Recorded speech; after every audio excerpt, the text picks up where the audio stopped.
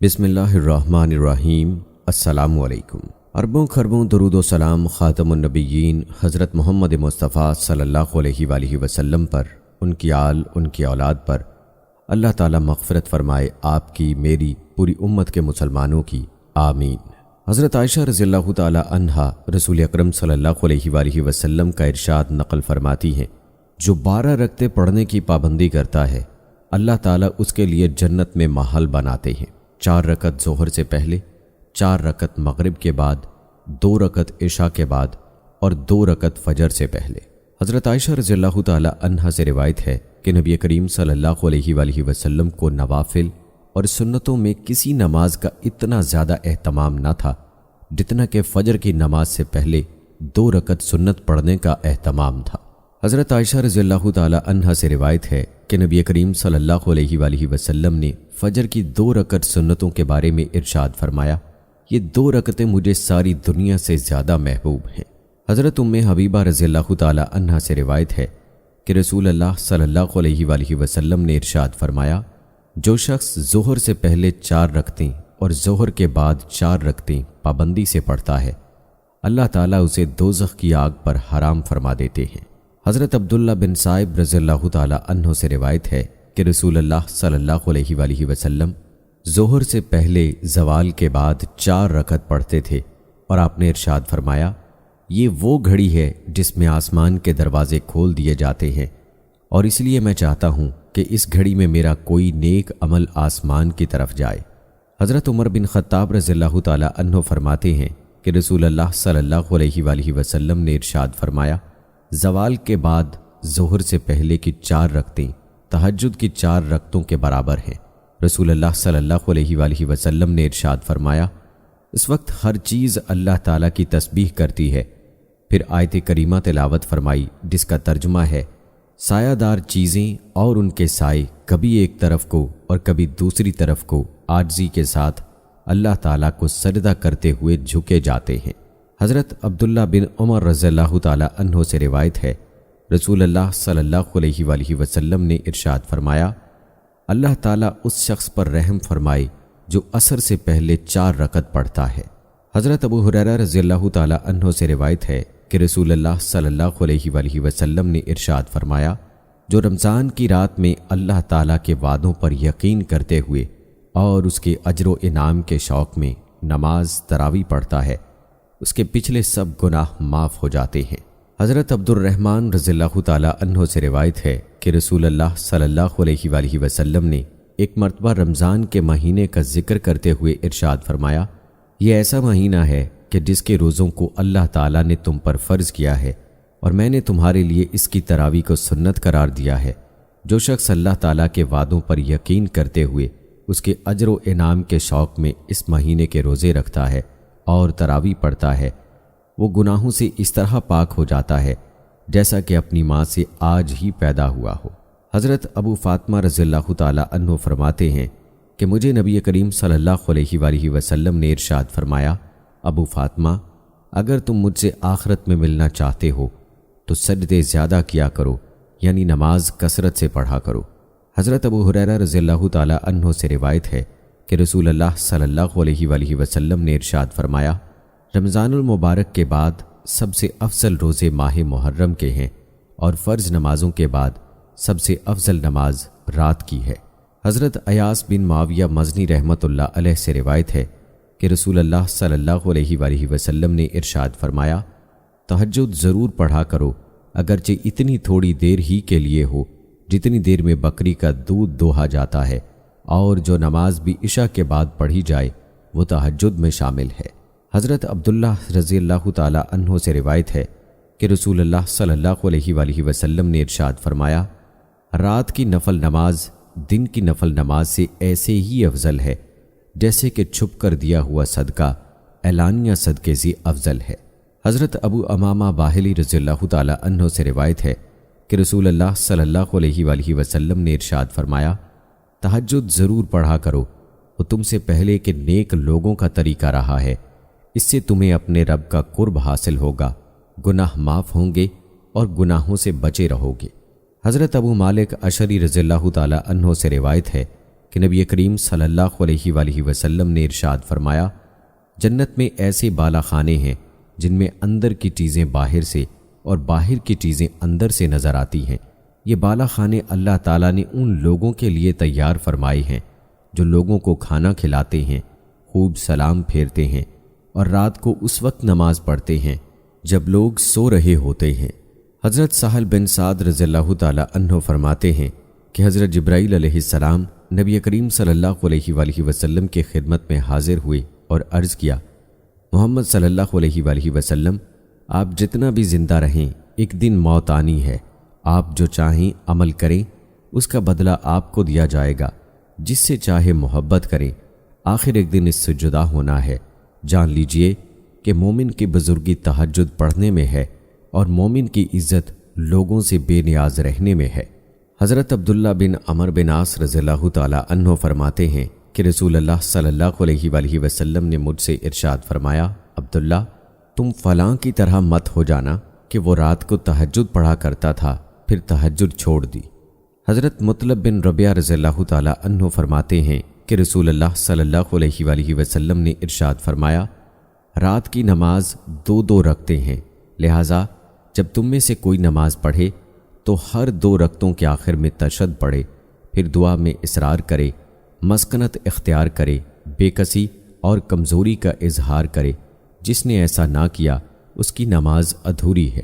حضرت ابو ہریرہ رضی اللہ تعالیٰ عنہ سے روایت ہے کہ رسول اللہ صلی اللہ علیہ وآلہ وسلم نے ارشاد فرمایا، جو شخص کسی نماز میں 100 آیات پڑھ لیتا ہے وہ اس رات اللہ تعالیٰ کی عبادت سے غافل رہنے والوں میں شمار نہیں ہوتا، اور جو شخص کسی رات نماز میں 200 آیات پڑھ لیتا ہے وہ اس رات مخلص عبادت گزاروں میں شمار ہوتا ہے۔ حضرت عبداللہ بن عمر بن عاص رضی اللہ تعالیٰ عنہ روایت کرتے ہیں کہ رسول اللہ صلی اللہ علیہ وآلہ وسلم نے ارشاد فرمایا، جو شخص تہجد میں 10 آیتیں پڑھ لیتا ہے وہ اس رات غافلین میں شمار نہیں ہوتا، جو 100 آیتیں پڑھ لیتا ہے اس کا شمار عبادت گزاروں میں ہوتا ہے، اور جو 1000 آیتیں پڑھ لیتا ہے وہ ان لوگوں میں شمار ہوتا ہے جن کو کنتار برابر ثواب ملتا ہے۔ حضرت ابو ہریرہ رضی اللہ تعالیٰ عنہ سے روایت ہے کہ رسول اللہ صلی اللہ علیہ وآلہ وسلم نے ارشاد فرمایا کہ کنتار 12,000 اوقیہ کا ہوتا ہے، اور ہر اوقیہ زمین و آسمان کے درمیان کی تمام چیزوں سے بہتر ہے۔ حضرت ابو ہریرہ رضی اللہ تعالیٰ عنہ سے روایت ہے کہ رسول اللہ صلی اللہ علیہ وآلہ وسلم نے ارشاد فرمایا، اللہ تعالیٰ اس شخص پر رحمت فرمائے جو رات کو اٹھ کر تہجد پڑھے، پھر اپنی بیوی کو بھی جگائے اور وہ بھی نماز پڑھے، اور اگر نیند کے غلبے کی وجہ سے وہ نہ اٹھی تو اس کے منہ پر پانی کا ہلکا سا چھینٹا دے کر جگا دے، اور اسی طرح اللہ تعالیٰ اس عورت پر رحمت فرمائے جو رات کو اٹھ کر تہجد پڑھے، پھر اپنے شوہر کو جگائے اور وہ بھی نماز پڑھے، اور اگر نہ اٹھے تو اس کے منہ پر پانی کا ہلکا سا چھینٹا دے کر اٹھا دے۔ حضرت ابو سعید اور حضرت ابو ہریرہ رضی اللہ تعالیٰ عنہ سے روایت ہے کہ رسول اللہ صلی اللہ علیہ وآلہ وسلم نے ارشاد فرمایا، جب آدمی رات میں اپنے گھر والوں کو جگاتا ہے اور میاں بیوی دونوں تہجد کی کم از کم 2 رکعت پڑھ لیتے ہیں تو ان دونوں کا شمار کثرت سے ذکر کرنے والوں میں ہو جاتا ہے۔ حضرت عائشہ رضی اللہ تعالیٰ عنہا سے روایت ہے کہ رسول اللہ صلی اللہ علیہ وآلہ وسلم نے ارشاد فرمایا، جو شخص تہجد پڑھنے کا عادی ہو اور نیند کے غلبے کی وجہ سے کسی رات آنکھ نہ کھلی تو اللہ تعالیٰ اس کے لیے تہجد کا ثواب لکھ دیتے ہیں، اور اس کا سونا اللہ تعالیٰ کی طرف سے اس پر ایک انعام ہے کہ بغیر تہجد پڑھے اسے اس رات تہجد کا ثواب مل جاتا ہے۔ حضرت ابو درداء رضی اللہ تعالیٰ عنہ سے روایت ہے کہ نبی کریم صلی اللہ علیہ وآلہ وسلم نے ارشاد فرمایا، جو شخص رات کو سونے کے لیے بستر پر آئے اور اس کی نیت رات کو تہجد پڑھنے کی تھی، لیکن وہ ایسا سویا کہ صبح ہی جاگا، تو اس کو اس کی نیت پر تہجد کا ثواب ملتا ہے، اور اس کا سونا اللہ تعالیٰ کی طرف سے اس پر ایک انعام ہے۔ حضرت معاذ بن انس جہنی رضی اللہ تعالیٰ عنہ سے روایت ہے کہ رسول اللہ صلی اللہ علیہ وآلہ وسلم نے ارشاد فرمایا، جو شخص فجر کی نماز سے فارغ ہو کر اسی جگہ بیٹھا رہتا ہے، خیر کے علاوہ کوئی بات نہیں کرتا، پھر 2 رکعت اشراق کی نماز پڑھتا ہے، اس کے گناہ معاف ہو جاتے ہیں، چاہے وہ سمندر کی جھاگ سے زیادہ ہی ہوں۔ حضرت حسن بن علی رضی اللہ تعالی عنہ فرماتے ہیں کہ میں نے رسول اللہ صلی اللہ علیہ وآلہ وسلم کو یہ ارشاد فرماتے ہوئے سنا، جو شخص فجر کی نماز پڑھ کر سورج نکلنے تک اللہ تعالیٰ کے ذکر میں مشغول رہتا ہے،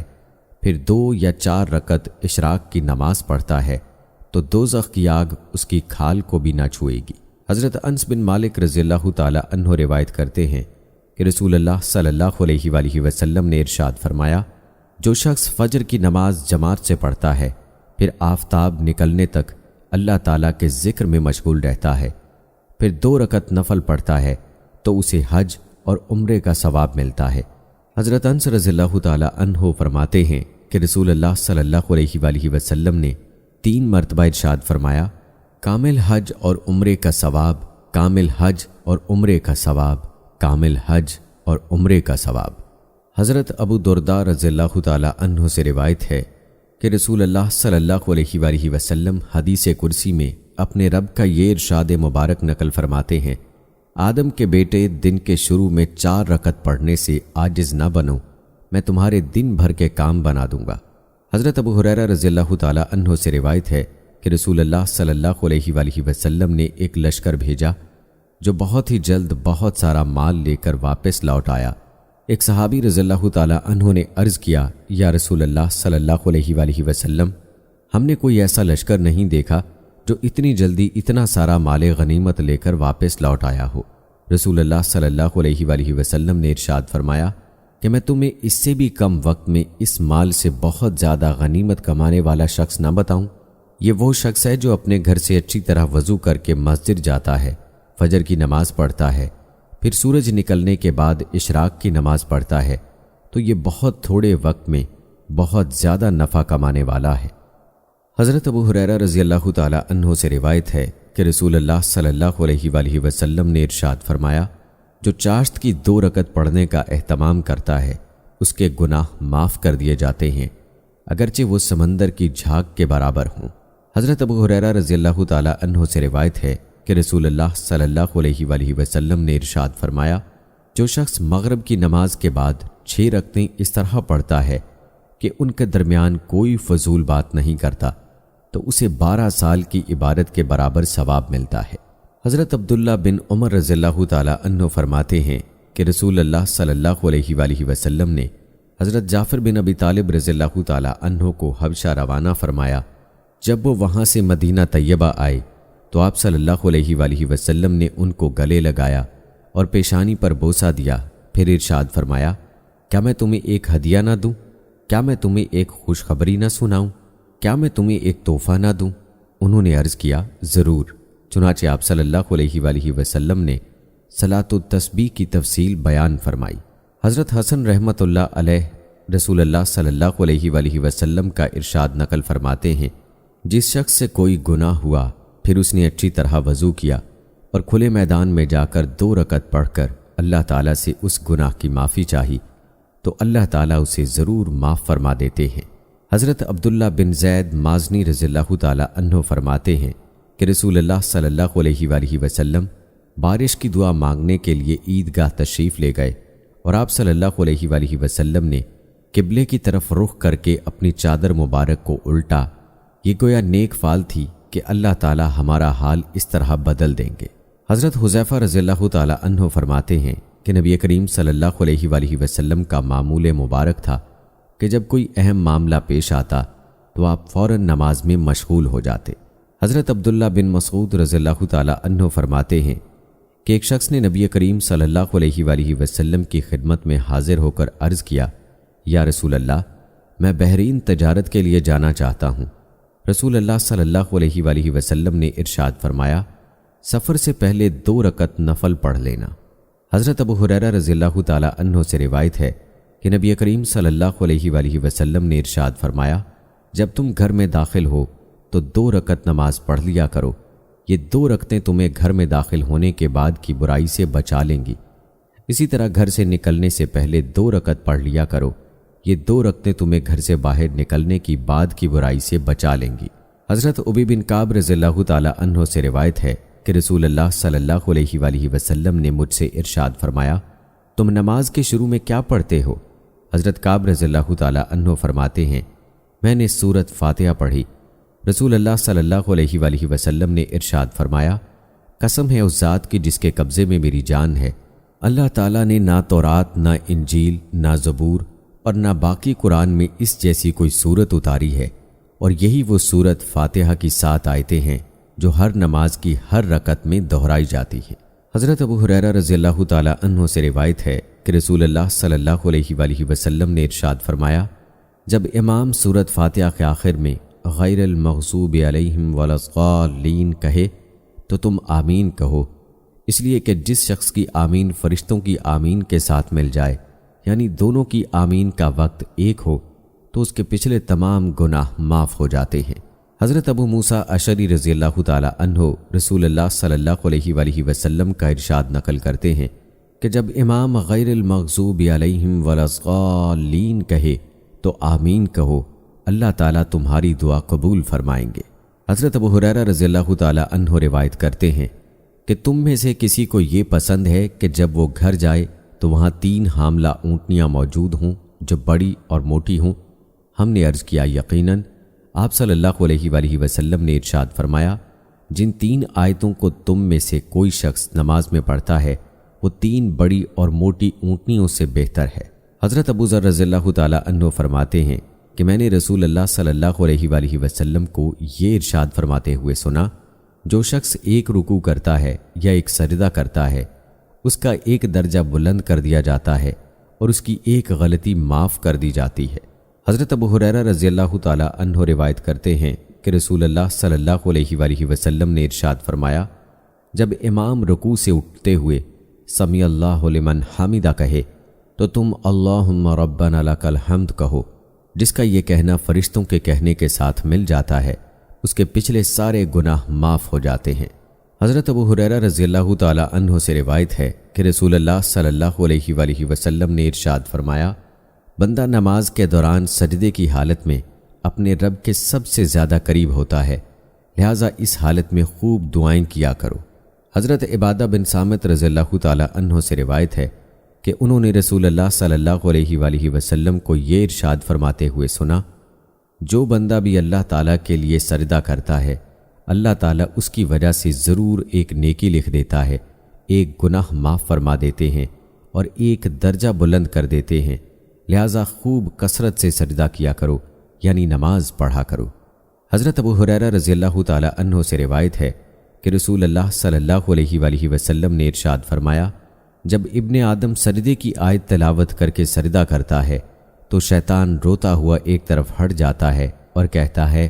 ہائے افسوس! ابن آدم کو سجدہ کرنے کا حکم مسند احمد طبرانی مجموع الشواہد ملاتا ہے، افسوس آدم کو سجدہ کرنے کا حکم دیا ہے، اس نے سجدہ کیا تو وہ جنت کا مستحق ہو گیا، اور مجھے سجدہ کرنے کا حکم دیا گیا، میں نے سجدے سے انکار کیا تو میں جہنم کا مستحق ہو گیا۔ حضرت حفاف بن ایمار رضی اللہ تعالی عنہ فرماتے ہیں کہ رسول اللہ صلی اللہ علیہ وآلہ وسلم جب نماز کے اخیر میں یعنی قعدہ میں بیٹھتے تو اپنی شہادت کی انگلی مبارک سے اشارہ فرماتے۔ مشرکین کہتے تھے یہ اس اشارے سے علیاذ باللہ جادو کرتے ہیں، حالانکہ مشرکین جھوٹ بولتے تھے، بلکہ رسول اللہ صلی اللہ علیہ وآلہ وسلم اس سے توحید کا اشارہ فرماتے تھے،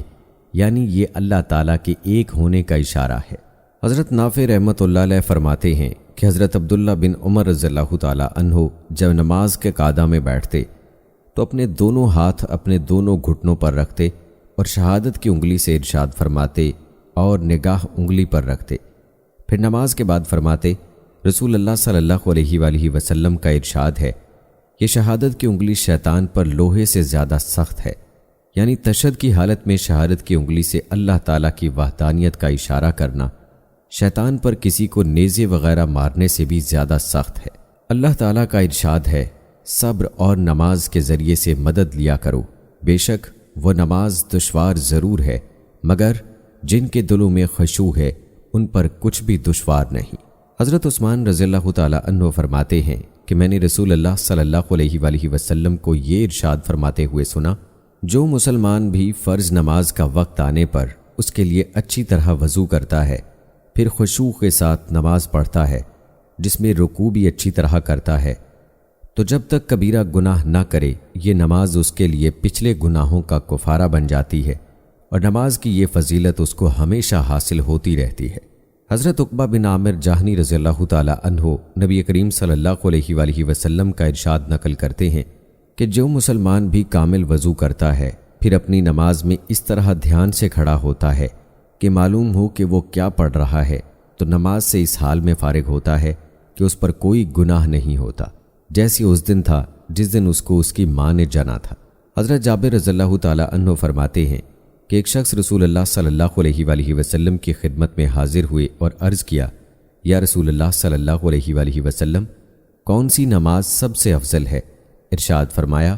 جس نماز میں قیام لمبا ہو۔ حضرت مغیرہ رضی اللہ تعالی عنہ فرماتے ہیں کہ نبی کریم صلی اللہ علیہ وآلہ وسلم نماز میں اتنا لمبا قیام فرماتے کہ آپ صلی اللہ علیہ وآلہ وسلم کے پاؤں مبارک پر ورم آ جاتا۔ آپ سے عرض کیا گیا کہ اللہ تعالیٰ نے آپ کے اگلے پچھلے گناہ اگر ہوں بھی تو معاف فرما دیے ہیں، پھر آپ اتنی مشقت کیوں اٹھاتے ہیں؟ ارشاد فرمایا، کیا اس بات پر میں شکر گزار بندہ نہ بنوں؟ حضرت عمار بن یاسر رضی اللہ تعالی عنہ فرماتے ہیں کہ میں نے رسول اکرم صلی اللہ علیہ وآلہ وسلم کو یہ ارشاد فرماتے ہوئے سنا، آدمی نماز سے فارغ ہوتا ہے اور اس کے لیے ثواب کا 10واں حصہ لکھا جاتا ہے، اسی طرح بعض کے لیے 9واں، 8واں، 7واں، 6واں، 5واں، چوتھائی، تہائی، آدھا حصہ لکھا جاتا ہے۔ حضرت فضل بن عباس رضی اللہ تعالی عنہ فرماتے ہیں کہ رسول اللہ صلی اللہ علیہ وآلہ وسلم نے ارشاد فرمایا، نماز کی 2 رکعتیں اس طرح پڑھو کہ ہر 2 رکعتوں کے آخر میں تشہد پڑھو۔ نماز میں عاجزی، سکون اور مسکنت کا اظہار کرو۔ نماز سے فارغ ہونے کے بعد اپنے دونوں ہاتھوں کو دعا کے لیے اپنے رب کے سامنے اس طرح اٹھاؤ کہ دونوں ہاتھوں کی ہتھیلیاں تمہارے چہرے کی طرف ہوں، پھر 3 بار یا رب کہہ کر دعا کرو۔ جس نے اس طرح نہ کیا اس کی نماز اجر و ثواب کے لحاظ سے ناقص ہے۔ حضرت ابو ذر رضی اللہ تعالی عنہ روایت کرتے ہیں کہ رسول اللہ صلی اللہ علیہ وآلہ وسلم نے ارشاد فرمایا، اللہ تعالیٰ بندے کی طرف اس وقت تک توجہ فرماتے ہیں جب تک وہ نماز میں کسی اور طرف متوجہ نہ ہو۔ جب بندہ اپنی توجہ نماز سے ہٹا لیتا ہے تو اللہ تعالیٰ بھی اس سے اپنی توجہ ہٹا لیتے ہیں۔ حضرت حذیفہ رضی اللہ تعالی عنہ سے روایت ہے کہ نبی کریم صلی اللہ علیہ وآلہ وسلم نے ارشاد فرمایا، آدمی جب نماز پڑھنے کھڑا ہوتا ہے تو اللہ تعالیٰ اس کی طرف پوری توجہ فرماتے ہیں یہاں تک کہ وہ نماز سے فارغ ہو جائے یا نماز میں کوئی ایسا عمل کر لے جو نماز کے خشوع کے خلاف ہو۔ حضرت ابو ذر رضی اللہ تعالی عنہ سے روایت ہے کہ نبی کریم صلی اللہ علیہ وآلہ وسلم نے ارشاد فرمایا، جب تم میں کوئی شخص نماز کے لیے کھڑا ہو تو نماز کی حالت میں بلا ضرورت کنکریوں کو ادھر ادھر نہ کرے، کیونکہ اس وقت اللہ تعالیٰ کی خاص رحمت اس کی طرف متوجہ ہوتی ہے۔ حضرت سمرہ رضی اللہ تعالی عنہ فرماتے ہیں کہ رسول اللہ صلی اللہ علیہ وآلہ وسلم ہمیں حکم فرمایا کرتے تھے کہ جب ہم نماز کی حالت میں سجدے سے سر اٹھائیں تو اطمینان سے زمین پر بیٹھے، پنجوں کے بل نہ بیٹھیں۔ حضرت عبداللہ بن عمر رضی اللہ تعالی عنہ روایت کرتے ہیں کہ رسول اللہ صلی اللہ علیہ وآلہ وسلم نے ارشاد فرمایا، اس شخص کی طرح نماز پڑھا کرو جو سب سے رخصت ہونے والا ہو، یعنی جس کو گمان ہو کہ یہ میری زندگی کی آخری نماز ہے، اور اس طرح نماز پڑھو گویا تم اللہ تعالیٰ کو دیکھ رہے ہو۔ اگر یہ حالت پیدا نہ ہو سکے تو کم از کم یہ کیفیت ضرور ہو کہ اللہ تعالیٰ تمہیں دیکھ رہا ہے۔ حضرت عبداللہ فرماتے ہیں کہ ابتدائے اسلام میں ہم رسول اللہ صلی اللہ علیہ وآلہ وسلم کو نماز کی حالت میں سلام کیا کرتے تھے، اور آپ صلی اللہ علیہ وآلہ وسلم ہمیں سلام کا جواب دیا کرتے تھے۔ جب ہم نجاشی کے پاس سے واپس آئے تو ہم نے پہلی عادت کے مطابق آپ صلی اللہ علیہ وآلہ وسلم کو سلام کیا، آپ نے ہمیں جواب نہ دیا۔ ہم نے عرض کیا، یا رسول اللہ صلی اللہ علیہ وآلہ وسلم، پہلے ہم آپ کو نماز کی حالت میں سلام کرتے تھے، آپ جواب دیتے تھے، لیکن اس مرتبہ آپ نے جواب نہ دیا۔ آپ صلی اللہ علیہ وآلہ وسلم نے ارشاد فرمایا، نماز میں صرف نماز ہی کی طرف مشغول رہنا چاہیے۔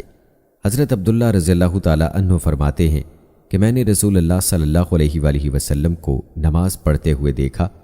آپ صلی اللہ علیہ وآلہ وسلم کے سینے مبارک سے رونے کی آواز سانس رکنے کی وجہ سے ایسی مسلسل آ رہی تھی جیسے چکی کی آواز ہوتی ہے۔ حضرت ابن عباس رضی اللہ تعالی عنہ سے روایت ہے کہ نبی کریم صلی اللہ علیہ وآلہ وسلم نے ارشاد فرمایا، فرض نماز کی مثال ترازو کی سی ہے، جو نماز کو پوری طرح ادا کرتا ہے اسے پورا اجر ملتا ہے۔ حضرت عثمان بن ابی دہرشی رضی اللہ تعالی عنہ سے روایت ہے کہ نبی کریم صلی اللہ علیہ وآلہ وسلم نے ارشاد فرمایا، اللہ تعالیٰ بندے کے اسی عمل کو قبول فرماتے ہیں جس میں وہ اپنے بدن کے ساتھ دل کو بھی متوجہ رکھتا ہے۔ حضرت ابو ہریرہ رضی اللہ تعالی عنہ سے روایت ہے کہ رسول اللہ صلی اللہ علیہ وآلہ وسلم نے ارشاد فرمایا، نماز کے 3 حصے ہیں، یعنی نماز کا پورا ثواب ان 3 حصوں کے صحیح ادا کرنے پر ملتا ہے۔ پاکی حاصل کرنا 1/2 حصہ ہے، رکوع 1/2 حصہ ہے اور سجدہ 1/2 حصہ ہے۔ جو شخص نماز آداب کی رعایت کے ساتھ پڑھتا ہے اس کی نماز قبول کی جاتی ہے اور اس کے سارے اعمال بھی قبول کیے جاتے ہیں۔ جس کی نماز صحیح نہ پڑھنے کی وجہ سے قبول نہیں ہوتی اس کے دوسرے اعمال بھی قبول نہیں ہوتے۔ حضرت ابو ہریرہ رضی اللہ تعالی عنہ فرماتے ہیں کہ رسول اللہ صلی اللہ علیہ وآلہ وسلم نے ہمیں عصر کی نماز پڑھائی۔ اس کے بعد آپ صلی اللہ علیہ وآلہ وسلم نے ایک صاحب کو نماز پڑھتے ہوئے دیکھا تو انہیں آواز دے کر فرمایا، فلانے اللہ تعالیٰ سے ڈرو،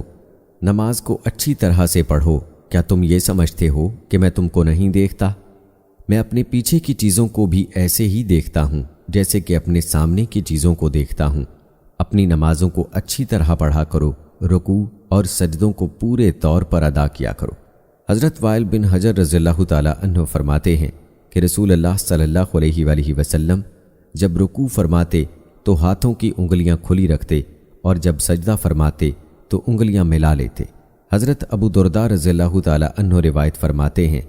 جو شخص 2 رکعت اس طرح پڑھتا ہے کہ اس کا رکوع اور سجدہ پورے طور پر کرتا ہے،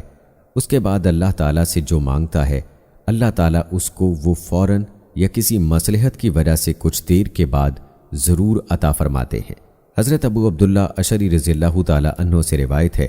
کہ رسول اللہ صلی اللہ علیہ وآلہ وسلم نے ارشاد فرمایا، اس شخص کی مثال جو پورے طریقے پر رکوع نہیں کرتا اور سجدے میں بھی ٹھونگے مارتا ہے اس بھوکے شخص کی سی ہے جو 1-2 کھجوریں کھائے جس سے اس کی بھوک دور نہیں ہوتی، اسی طرح ایسی نماز کسی کام نہیں آتی۔ حضرت ابو درداء رضی اللہ تعالی عنہ سے روایت ہے کہ نبی کریم صلی اللہ علیہ وآلہ وسلم نے ارشاد فرمایا، اس امت میں سب سے پہلے خشوع اٹھایا جائے گا، یہاں تک کہ تمہیں امت میں ایک بھی خشوع والا نہ ملے گا۔ حضرت ابو قتادہ رضی اللہ تعالی عنہ روایت کرتے ہیں کہ رسول اللہ صلی اللہ علیہ وآلہ وسلم نے ارشاد فرمایا، بدترین چوری کرنے والا شخص وہ ہے جو نماز میں سے چوری کر لیتا ہے۔ صحابہ رضی اللہ تعالی عنہ نے عرض کیا، یا رسول اللہ صلی اللہ علیہ وآلہ وسلم، نماز میں سے کس طرح چوری کر لیتا ہے؟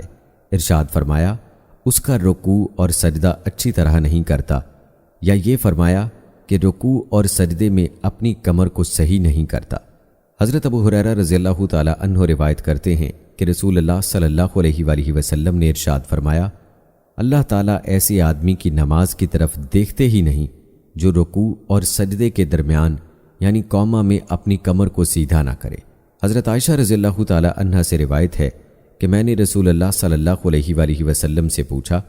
کہ نماز میں ادھر ادھر دیکھنا کیسا ہے؟ ارشاد فرمایا، یہ شیطان کا آدمی کی نماز میں سے اچک لینا ہے۔ حضرت جابر بن سمرہ رضی اللہ تعالی عنہ سے روایت ہے کہ رسول اللہ صلی اللہ علیہ وآلہ وسلم نے ارشاد فرمایا، جو لوگ نماز میں آسمان کی طرف نظر اٹھا کر دیکھتے ہیں وہ باز آ جائیں، ورنہ ان کی نگاہیں اوپر کی اوپر ہی رہ جائیں گی۔ اللہ تعالیٰ کا ارشاد ہے، ایمان والو، جب تم نماز کے لیے اٹھو تو پہلے اپنے منہ کو اور کوہنیوں تک اپنے ہاتھوں کو دھو لیا کرو اور اپنے سروں کا مسح کر لیا کرو اور اپنے پاؤں بھی ٹخنوں تک دھو لیا کرو۔ حضرت ابو مالک اشعری رضی اللہ تعالی عنہ سے روایت ہے کہ رسول اللہ صلی اللہ علیہ وآلہ وسلم نے ارشاد فرمایا، وضو آدھا ایمان ہے، الحمدللہ کہنا اعمال کے ترازو کو ثواب سے بھر دیتا ہے، سبحان اللہ والحمدللہ آسمان و زمین کے درمیان کی خالی جگہ کو ثواب سے بھر دیتے ہیں۔ نماز نور ہے، صدقہ دلیل ہے، صبر کرنا روشنی ہے، اور قرآن تمہارے حق میں دلیل ہے یا تمہارے خلاف دلیل ہے، یعنی اگر اس کی تلاوت کی اور اس پر عمل کیا تو یہ تمہاری نجات کا ذریعہ ہوگا ورنہ تمہاری پکڑ کا ذریعہ ہوگا۔ حضرت ابو ہریرہ رضی اللہ تعالی عنہ فرماتے ہیں کہ میں نے اپنے حبیب صلی اللہ علیہ وآلہ وسلم کو یہ ارشاد فرماتے ہوئے سنا، مومن کا زیور قیامت کے دن وہاں تک پہنچے گا جہاں تک وضو کا پانی پہنچتا ہے، یعنی اعضاء کے جن حصوں تک وضو کا پانی پہنچے گا وہاں تک زیور پہنایا جائے گا۔ حضرت ابو ہریرہ رضی اللہ تعالی عنہ سے روایت ہے کہ میں نے رسول اللہ صلی اللہ علیہ وآلہ وسلم کو یہ ارشاد فرماتے ہوئے سنا، میری امت قیامت کے دن اس حال میں بلائی جائے گی کہ ان کے ہاتھ، پاؤں اور چہرے وضو میں دھلنے کی وجہ سے روشن اور چمکدار ہوں گے، لہٰذا جو شخص اپنی روشنی کو بڑھانا چاہے تو اسے چاہیے کہ وہ اسے بڑھائے۔ حضرت عثمان بن عفان رضی اللہ تعالی عنہ سے روایت ہے کہ رسول اللہ صلی اللہ علیہ وآلہ وسلم نے ارشاد فرمایا، جس نے وضو کیا اور اچھی طرح وضو کیا، یعنی سنتوں اور آداب و مستحبات کا اہتمام کیا،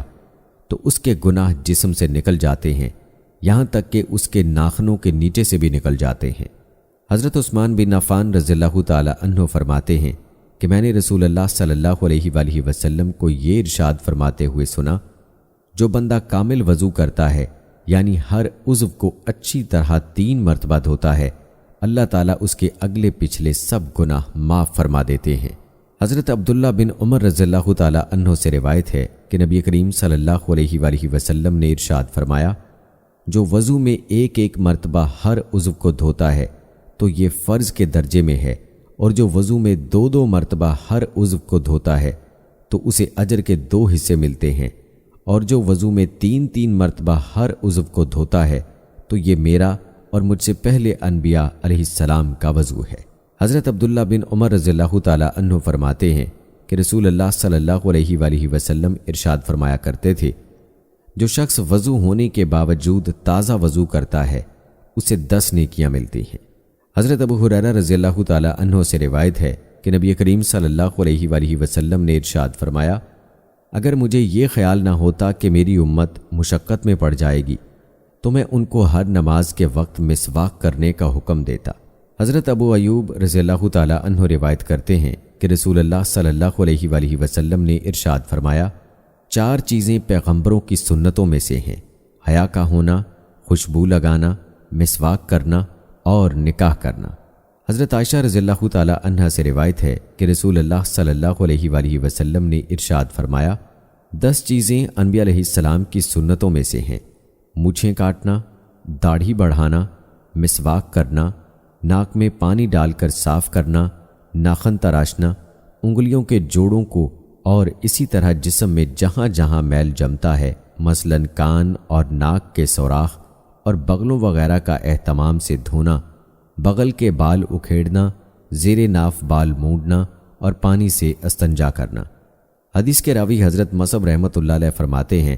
کہ 10ویں چیز میں بھول گیا، میرا گمان ہے کہ 10ویں چیز کولی کرنا ہے۔ حضرت عائشہ رضی اللہ تعالی عنہا سے روایت ہے کہ نبی کریم صلی اللہ علیہ وآلہ وسلم نے ارشاد فرمایا،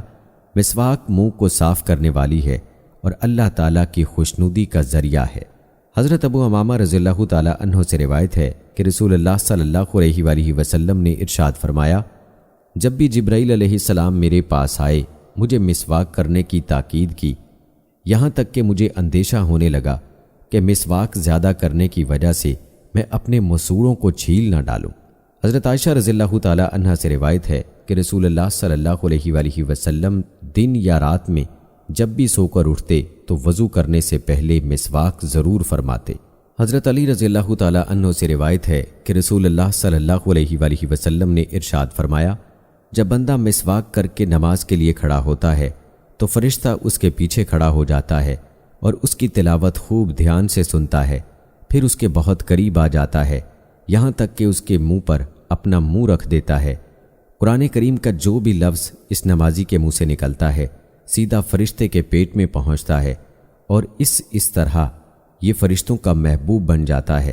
اس لیے تم اپنے منہ قرآن کریم کی تلاوت کے لیے صاف ستھرے رکھو، یعنی مسواک کا اہتمام کرو۔ حضرت عائشہ رضی اللہ تعالی عنہا سے روایت ہے کہ نبی کریم صلی اللہ علیہ وآلہ وسلم نے ارشاد فرمایا، مسواک کر کے 2 رکعتیں پڑھنا بغیر مسواک کیے 70 رکعتیں پڑھنے سے افضل ہے۔ حضرت حذیفہ رضی اللہ تعالی عنہ سے روایت ہے کہ رسول اللہ صلی اللہ علیہ وآلہ وسلم جب تہجد کے لیے اٹھتے تو مسواک سے اپنے منہ کو اچھی طرح رگڑ کر صاف کرتے۔ حضرت شریح رحمۃ اللہ علیہ فرماتے ہیں میں نے ام المومنین حضرت عائشہ رضی اللہ تعالی عنہا سے پوچھا کہ نبی کریم صلی اللہ علیہ وآلہ وسلم جب گھر میں تشریف لاتے تو سب سے پہلے کیا کام کرتے؟ انہوں نے فرمایا سب سے پہلے آپ صلی اللہ علیہ وآلہ وسلم مسواک کرتے تھے۔ حضرت زید بن خالد جہنی رضی اللہ تعالی عنہ سے روایت ہے کہ رسول اللہ صلی اللہ علیہ وآلہ وسلم کسی نماز کے لیے اس وقت تک نہیں نکلتے تھے جب تک مسواک نہ فرما لیتے۔ اللہ تعالیٰ کی مسجدوں کو آباد کرنا انہی لوگوں کا کام ہے جو اللہ تعالیٰ پر اور قیامت کے دن پر ایمان لائے اور نماز کی پابندی کی اور زکوٰۃ دی اور اللہ تعالیٰ پر ایسا توکل کیا کہ سوائے اللہ تعالیٰ کے کسی اور سے نہ ڈرے۔ ایسے لوگوں کے بارے میں امید ہے کہ یہ لوگ ہدایت پانے والوں میں سے ہوں گے، یعنی اللہ تعالیٰ نے انہیں ہدایت دینے کا وعدہ فرمایا ہے۔ حضرت ابو ہریرہ رضی اللہ تعالی عنہ سے روایت ہے کہ رسول اللہ صلی اللہ علیہ وآلہ وسلم نے ارشاد فرمایا اللہ تعالیٰ کو سب جگہوں سے زیادہ محبوب مساجد ہیں اور سب سے زیادہ ناپسندیدہ جگہیں بازار ہیں۔ حضرت ابن عباس رضی اللہ تعالی عنہ فرماتے ہیں کہ زمین میں اللہ تعالیٰ کے گھر مساجد ہیں، یہ آسمان والوں کے لیے ایسے چمکتے ہیں جیسا کہ زمین والوں کے لیے آسمان کے تارے چمکتے ہیں۔ حضرت عمر بن خطاب رضی اللہ تعالی عنہ فرماتے ہیں کہ میں نے رسول اللہ صلی اللہ علیہ وآلہ وسلم کو یہ ارشاد فرماتے ہوئے سنا جس نے کوئی مسجد بنائی جس میں اللہ تعالیٰ کا نام لیا جاتا ہو تو اللہ تعالیٰ اس کے لیے جنت میں ایک محل بنا دیتے ہیں۔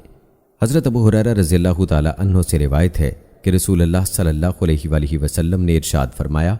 جو شخص صبح اور شام مسجد جاتا ہے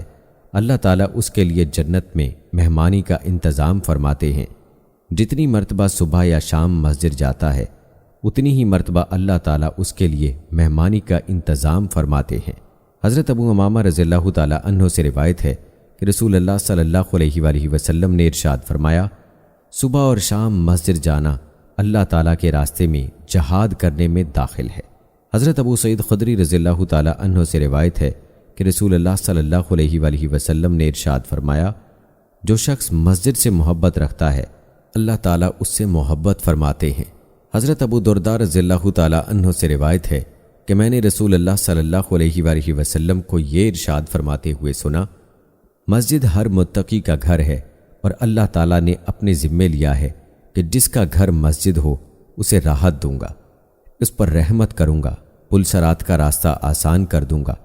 اپنی رضا نصیب کر دوں گا اور اسے جنت عطا کر دوں گا۔ حضرت معاذ بن جبل رضی اللہ تعالی عنہ سے روایت ہے کہ نبی کریم صلی اللہ علیہ وآلہ وسلم نے ارشاد فرمایا شیطان انسان کا بھیڑیا ہے بکریوں کے بھیڑیے کی طرح کہ وہ ہر ایسی بکری کو پکڑ لیتا ہے جو ریوڑ سے دور ہو، الگ تھلگ ہو، اس لیے گھاٹیوں میں ٹولیاں بن کر ٹھہرنے سے بچو، اجتماعیت کو، عام لوگوں میں رہنے کو اور مسجد کو لازم پکڑو۔ حضرت ابو سعید رضی اللہ تعالی عنہ سے روایت ہے کہ رسول اللہ صلی اللہ علیہ وآلہ وسلم نے ارشاد فرمایا جب تم کسی کو بکثرت مسجد میں آنے والا دیکھو تو اس کے ایماندار ہونے کی گواہی دو۔ اللہ تعالیٰ کا سورہ توبہ میں ارشاد ہے مسجدوں کو وہی لوگ آباد کرتے ہیں جو اللہ تعالیٰ پر اور آخرت کے دن پر ایمان رکھتے ہیں۔ حضرت ابو ہریرہ رضی اللہ تعالی عنہ سے روایت ہے کہ نبی کریم صلی اللہ علیہ وآلہ وسلم نے ارشاد فرمایا جو مسلمان نماز اور اللہ تعالیٰ کے ذکر کے لیے مساجد کو اپنا ٹھکانہ بنا لیتا ہے تو اللہ تعالیٰ اس سے ایسے خوش ہوتے ہیں جیسے گھر کے لوگ اپنے کسی گھر والے کے واپس آنے پر خوش ہوتے ہیں۔ حضرت ابو ہریرہ رضی اللہ تعالی عنہ سے روایت ہے کہ نبی کریم صلی اللہ علیہ وآلہ وسلم نے ارشاد فرمایا جس شخص نے مساجد کو ٹھکانہ بنایا ہوا تھا یعنی مساجد میں کثرت سے آتا جاتا تھا پھر وہ کسی کام میں مشغول ہو گیا یا بیماری کی وجہ سے رک گیا پھر دوبارہ مساجد کو اسی طرح ٹھکانہ بنا لیا تو اللہ تعالیٰ اسے دیکھ کر ایسے خوش ہوتے ہیں جیسے کہ گھر کے لوگ اپنے کسی گھر والے کے واپس آنے پر خوش ہوتے ہیں۔ حضرت عائشہ رضی اللہ تعالی عنہا فرماتی ہیں کہ رسول اللہ صلی اللہ علیہ وآلہ وسلم نے محلوں میں مساجد بنانے کا حکم فرمایا اور اس بات کا بھی حکم فرمایا کہ مساجد کو صاف ستھرا رکھا جائے اور ان میں خوشبو بسائی جائے۔ حضرت انس رضی اللہ تعالی عنہ فرماتے ہیں کہ ایک عورت مسجد سے کوڑا کرکٹ اٹھاتی تھی، اس کا انتقال ہو گیا۔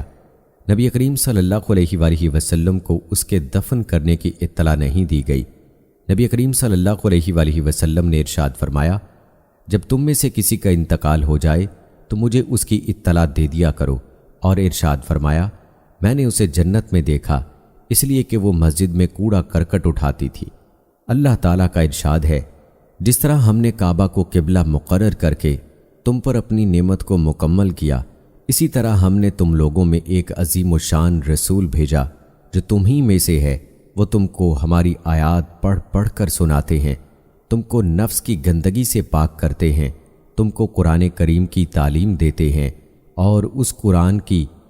مراد اپنی سنت اور طریقے کی بھی تعلیم دیتے ہیں، اور تم کو ایسی مفید باتوں کی تعلیم دیتے ہیں جن کی تم کو خبر بھی نہ تھی۔ اللہ تعالیٰ کا ارشاد ہے، اے ایمان والو، جب تم سے کہا جائے کہ مجلس میں دوسروں کے بیٹھنے کے لیے گنجائش کر دو تو تم آنے والے کو جگہ دے دیا کرو۔ اللہ تعالیٰ تم کو جنت میں کھلی جگہ دیں گے، اور جب کسی ضرورت کی وجہ سے تمہیں کہا جائے کہ مجلس میں سے اٹھ جاؤ تو اٹھ جایا کرو۔ اللہ تعالیٰ اسی حکم کو اسی طرح دوسرے احکامات کو ماننے کی وجہ سے تم میں سے ایمان والوں کے اور جنہیں علم دین دیا گیا ہے ان کے درجے بلند کریں گے، اور جو کچھ تم کرتے ہو اللہ تعالیٰ اس سے باخبر ہے۔ اللہ تعالیٰ کا ارشاد ہے، اور سچ میں جھوٹ کو نہ ملاؤ اور جان بوجھ کر حق کو یعنی شرعی احکام کو نہ چھپاؤ۔ اللہ تعالیٰ کا ارشاد ہے، کیا غضب ہے کہ تم لوگوں کو تو نیکی کا حکم کرتے ہو اور اپنی خبر بھی نہیں لیتے، حالانکہ تم کتاب کی تلاوت کرتے ہو جس کا تقاضا یہ تھا کہ تم علم پر عمل کرتے، تو پھر کیا تم اتنا بھی نہیں سمجھتے؟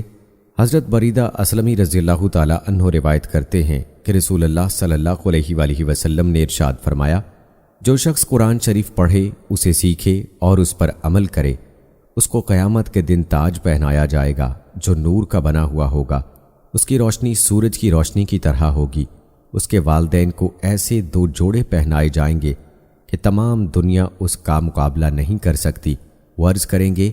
یہ جوڑے ہمیں کس وجہ سے پہنائے گئے؟ ارشاد ہوگا، تمہارے بچے کے قرآن شریف پڑھنے کے بدلے میں۔ حضرت عبداللہ بن عمر بن عاص رضی اللہ تعالیٰ عنہ سے روایت ہے کہ رسول اللہ صلی اللہ علیہ وآلہ وسلم نے ارشاد فرمایا، جس شخص نے کلام اللہ شریف پڑھا اس نے علوم نبوت کو اپنی پسلیوں کے درمیان لے لیا، گو اس کی طرف وحی نہیں بھیجی جاتی۔ حافظ قرآن کے لیے مناسب نہیں کہ غصہ کرنے والے کے ساتھ غصے سے پیش آئے یا جاہلانہ سلوک کرنے والوں کے ساتھ جہالت کا سلوک کریں، جبکہ وہ اپنے اندر اللہ تعالیٰ کا کلام لیے ہوئے ہیں۔ حضرت جابر رضی اللہ تعالیٰ عنہ سے روایت ہے کہ نبی کریم صلی اللہ علیہ وآلہ وسلم نے ارشاد فرمایا، علم 2 طرح کا ہوتا ہے، ایک وہ علم ہے جو دل میں اتر جائے،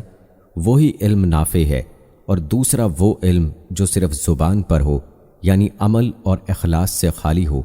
تو وہ اللہ تعالیٰ کی طرف سے انسان کے خلاف اس کے مجرم ہونے کی دلیل ہے۔ یعنی یہ علم الزام دے گا کہ جاننے کے باوجود عمل کیوں نہیں کیا۔ حضرت معاویہ رضی اللہ تعالیٰ عنہ فرماتے ہیں، میں نے رسول اللہ صلی اللہ علیہ وآلہ وسلم کو یہ ارشاد فرماتے ہوئے سنا، اللہ تعالیٰ جس شخص کے ساتھ بھلائی کا ارادہ فرماتے ہیں اسے دین کی سمجھ عطا فرماتے ہیں،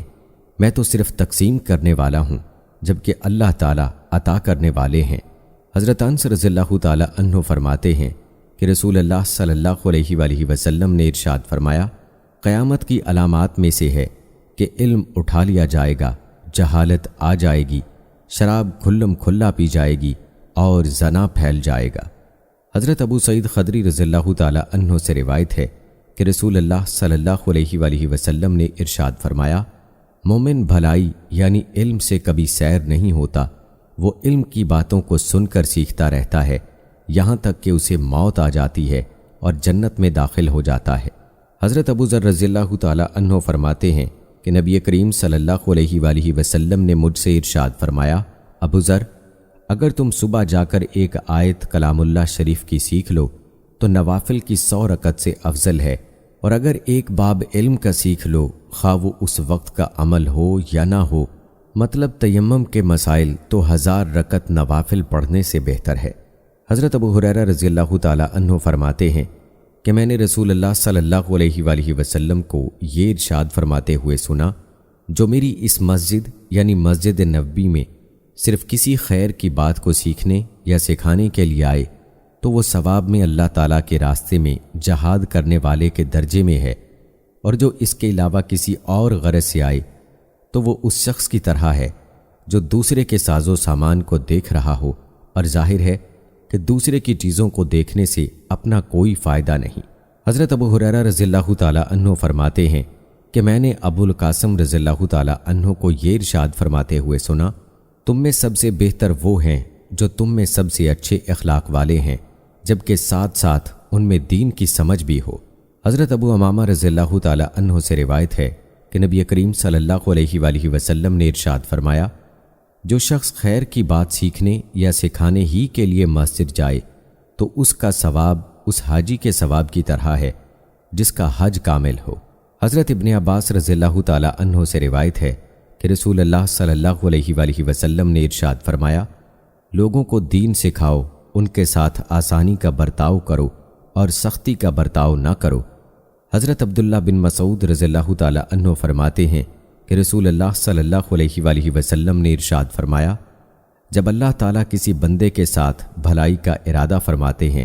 تو اسے دین کی سمجھ عطا فرماتے ہیں اور صحیح بات اس کے دل میں ڈالتے ہیں۔ حضرت ابو سعید خدری رضی اللہ تعالیٰ عنہ نے نبی کریم صلی اللہ علیہ وآلہ وسلم کا ارشاد نقل فرمایا،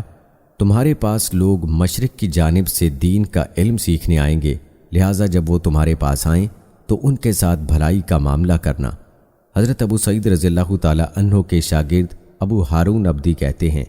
کہ جب حضرت ابو سعید رضی اللہ تعالیٰ عنہ ہمیں دیکھتے تو فرماتے، خوش آمدید ان لوگوں کو جن کے بارے میں رسول اللہ صلی اللہ علیہ وآلہ وسلم نے ہمیں وصیت فرمائی۔ حضرت واصلہ بن اسقع رضی اللہ تعالیٰ عنہ روایت فرماتے ہیں کہ رسول اللہ صلی اللہ علیہ وآلہ وسلم نے ارشاد فرمایا، جو شخص علم کی تلاش میں لگے پھر اس کو حاصل بھی کر لے تو اللہ تعالیٰ اس کے لیے 2 اجر لکھتے ہیں،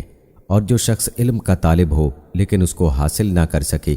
تو اللہ تعالیٰ اس کے لیے 1 اجر لکھتے ہیں۔ حضرت ثعلبہ بن حکم رضی اللہ تعالیٰ عنہ روایت کرتے ہیں کہ رسول اللہ صلی اللہ علیہ وآلہ وسلم نے ارشاد فرمایا، قیامت کے دن جب اللہ تعالیٰ اپنے بندوں کے درمیان تشریف فرما ہوں گے تاکہ اپنے بندے کے درمیان فیصلہ فرمائے تو علماء سے فرمائیں گے، میں نے اپنے علم اور حلم یعنی نرمی اور برداشت سے تمہیں اس لیے نوازا تھا کہ میں چاہتا تھا کہ تمہاری کوتاہیوں کے باوجود تم سے درگزر کروں، اور مجھ کو اس کی کوئی پرواہ نہیں، یعنی تم چاہے کتنے ہی بڑے گناہ گار ہو، تمہیں بخشنا میرے نزدیک کوئی بڑی بات نہیں۔ حضرت ابو درداء رضی اللہ تعالیٰ عنہ فرماتے ہیں کہ میں نے رسول اللہ صلی اللہ علیہ وآلہ وسلم کو ارشاد فرماتے ہوئے سنا، عالم کی موت ایسی مصیبت ہے جس کی تلافی نہیں ہو سکتی، اور ایسا نقصان ہے جو پورا نہیں ہو سکتا، اور وہ عالم ایسا ستارہ ہوتا ہے جو موت کی وجہ سے بے نور ہو گیا۔ ایک پورے قبیلے کی موت ایک عالم کی موت سے ہلکی ہے۔ حضرت انس بن مالک رضی اللہ تعالیٰ عنہ فرماتے ہیں کہ نبی کریم صلی اللہ علیہ وآلہ وسلم نے ارشاد فرمایا، علماء کی مثال ان ستاروں کی طرح ہے جس سے خشکی اور تری کے اندھیروں میں رہنمائی حاصل کی جاتی ہے۔ جب ستارے بے نور ہو جاتے ہیں تو اس بات کا امکان ہوتا ہے کہ راستہ چلنے والے بھٹک جائیں۔ حضرت ابن عباس رضی اللہ تعالیٰ عنہ فرماتے ہیں کہ رسول اللہ صلی اللہ علیہ وآلہ وسلم نے ارشاد فرمایا، ایک عالم دین شیطان پر 1000 عابدوں سے زیادہ سخت ہے۔ حضرت ابو ہریرہ رضی اللہ تعالیٰ عنہ فرماتے ہیں کہ میں نے رسول اللہ صلی اللہ علیہ وآلہ وسلم کو یہ ارشاد فرماتے ہوئے سنا، غور سے سنو، دنیا اور دنیا میں جو کچھ ہے وہ اللہ تعالیٰ کی رحمت سے دور ہے، البتہ اللہ تعالیٰ کا ذکر اور وہ چیزیں جو اللہ تعالیٰ سے قریب کریں یعنی نیک عمل اور عالم اور طالب علم، کہ یہ سب چیزیں اللہ تعالیٰ کی رحمت سے دور نہیں ہیں۔ حضرت ابو بکر رضی اللہ تعالیٰ عنہ فرماتے ہیں کہ میں نے رسول اللہ صلی اللہ علیہ وآلہ وسلم کو یہ ارشاد فرماتے ہوئے سنا، تم یا تو عالم بنو یا طالب علم بنو، یا علم توجہ سے سننے والے بنو، یا علم اور علم والوں سے محبت کرنے والے بنو، ان 4 کے علاوہ 5ویں قسم کے نہ بنو ورنہ ہلاک ہو جاؤ گے۔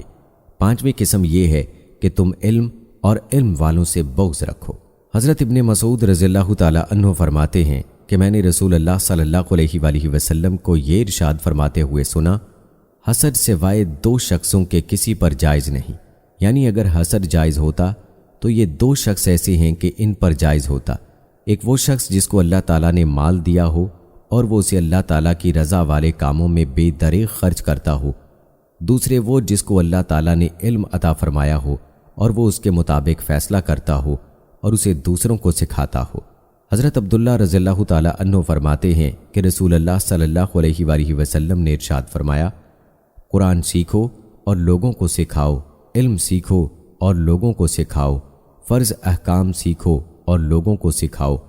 کیونکہ میں دنیا سے اٹھا لیا جاؤں گا اور علم بھی عنقریب اٹھا لیا جائے گا، یہاں تک کہ دو شخص ایک فرض حکم کے بارے میں اختلاف کریں گے اور علم کے کم ہو جانے کی وجہ سے کوئی ایسا شخص نہیں ملے گا جو ان کو اس فرض سے حکم کے بارے میں صحیح بات بتا دے۔ حضرت ابو امامہ باہلی رضی اللہ تعالی عنہ روایت کرتے ہیں کہ رسول اللہ صلی اللہ علیہ وآلہ وسلم نے ارشاد فرمایا، لوگو، علم کے واپس لیے جانے اور علم اٹھا لیے جانے سے پہلے علم حاصل کرو۔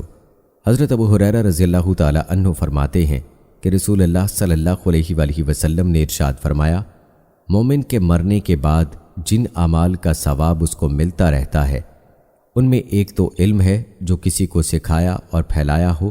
دوسرا صالح اولاد ہے جس کو چھوڑا ہو، تیسرا قرآن شریف ہے جو میراث میں چھوڑ گیا ہو، چوتھا مسجد ہے جو بنائی گئی ہو، پانچواں مسافر خانہ ہے جس کو اس نے تعمیر کیا ہو،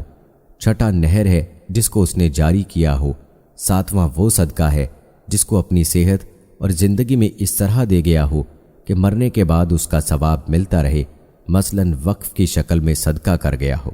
حضرت انس رضی اللہ تعالی عنہ فرماتے ہیں کہ آپ صلی اللہ علیہ وآلہ وسلم جب کوئی بات ارشاد فرماتے تو اس کو 3 مرتبہ دہراتے تاکہ اس بات کو سمجھ لیا جائے۔ حضرت ابو ہریرہ رضی اللہ تعالی عنہ سے روایت ہے کہ رسول اللہ صلی اللہ علیہ وآلہ وسلم نے ارشاد فرمایا، اللہ تعالیٰ اس شخص سے نفرت کرتے ہیں جو سخت مزاج ہو، زیادہ کھانے والا ہو، بازاروں میں چیخنے والا ہو، رات میں مردے کی طرح پڑا سوتا رہتا ہو، دن میں گدھے کی طرح مارا مارا پھرتا ہو، دنیا کے معاملات کا جاننے والا اور آخرت کے امور سے بالکل جاہل ہو۔ حضرت یزید بن سلمہ جعفری رضی اللہ تعالی عنہ فرماتے ہیں، میں نے عرض کیا، یا رسول اللہ صلی اللہ علیہ وآلہ وسلم،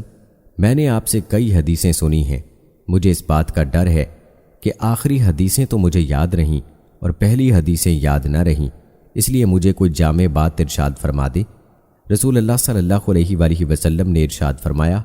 جن امور کا تمہیں علم ہے ان کے بارے میں اللہ تعالیٰ سے ڈرتے رہو، یعنی اپنے علم کے مطابق عمل کرو۔ حضرت جابر بن عبداللہ رضی اللہ تعالی عنہ روایت کرتے ہیں کہ رسول اللہ صلی اللہ علیہ وآلہ وسلم نے ارشاد فرمایا، علماء پر بڑائی جتانے، بے وقوفوں سے جھگڑنے یعنی ناسمجھ عوام سے الجھنے اور مجلس جانے کے لیے علم حاصل نہ کرو، جو شخص ایسا کرے اس کے لیے آگ ہی آگ ہے۔ حضرت ابو ہریرہ رضی اللہ تعالی عنہ فرماتے ہیں کہ رسول اللہ صلی اللہ علیہ وآلہ وسلم نے ارشاد فرمایا، جس شخص سے علم کی کوئی بات پوچھی جائے اور وہ جاننے کے باوجود اس کو چھپائے تو اللہ تعالیٰ قیامت کے دن اس کے منہ میں آگ کی لگام ڈال دیں گے۔ حضرت ابو ہریرہ رضی اللہ تعالی عنہ سے روایت ہے کہ رسول اللہ صلی اللہ علیہ وآلہ وسلم نے ارشاد فرمایا، اس شخص کی مثال جو علم سیکھتا ہے پھر لوگوں کو نہیں سکھاتا، اس شخص کی طرح ہے جو خزانہ جمع کرتا ہے پھر اس میں سے خرچ نہیں کرتا۔ اللہ سے دعا ہے کہ اللہ تعالی ہمیں نبی کریم صلی اللہ علیہ وآلہ وسلم کے احکامات کے مطابق زندگی گزارنے کی توفیق عطا فرمائے، آمین ثم آمین۔